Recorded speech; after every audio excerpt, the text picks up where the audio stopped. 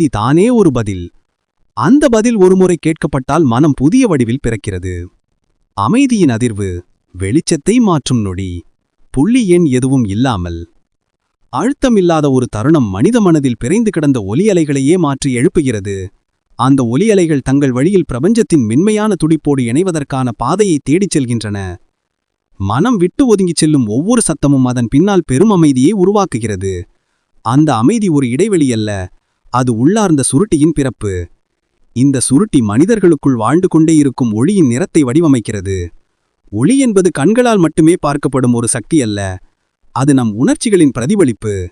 உணர்ச்சிகள் சுத்தமாகும்போது ஒளி மேலும் துலங்குகிறது. அந்த துளிங்குதல் மனதின் பக்கங்களை குளிர வைக்கிறது. குளிரம் அந்த புலனில் பிரபஞ்சம் தனது ரகசியங்களை நமக்குள் பேசத் தொடங்குகிறது. அந்த குரல் சாதாரண குரல் அல்ல, அது அலைப்பாயும் சக்தியின் உரையாடல். அலைப்பாயும் ஒவ்வொரு அதிர்வும் ஒரு புதிய நினைவை